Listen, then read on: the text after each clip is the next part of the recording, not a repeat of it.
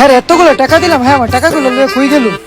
কিরে দোকানদারে টাকা পয়সা কি ক্লিয়ার করছস? বড় ভাই দোকানদারে টাকা পয়সা ক্লিয়ার করে আমার খবর দে, শালা করে আত্মা ভাঙমু।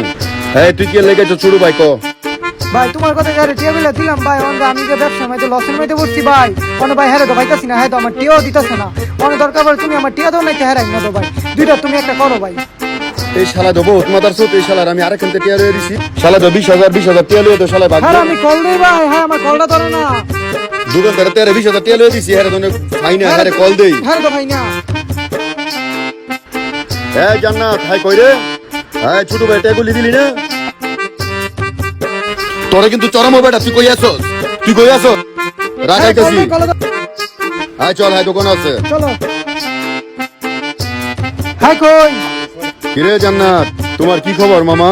ছোট ভাই যে তোমার টাকা দিয়েছে, টাকা দি কই মামা? টাকা দিয়ে তুমি দিলা না? মামা আমি তো এখন অভাব আছি, আমি তো টাকাগুলো নিয়ে খাই লেছি। তোমার টাকার মাইরে বাপ, আমি যে আমার ছোট ভাইয়ের কাছ থেকে তোমার টাকাগুলি আইনা দিলাম, ঠিক আছে? এখন ছোট ভাই তো আমার ধরছে, এখন তোমার কি করা যায়? আমার টাকাগুলো দিলা না। এই যে দোকানদারের টাকাগুলো তুমি দিলা না, তোমার কাছে কি লেগে? 5 মিনিটের ভিতরে টাকা দিবা। মানে টাকাটা দিবা কবে কও? টাকাটা আমি 5-6 দিনের ভিতরে দিয়ে। তোমার এই যে আমার ফোন দিছে, যাই তোমার এই বেটা সর। কি করবো কও?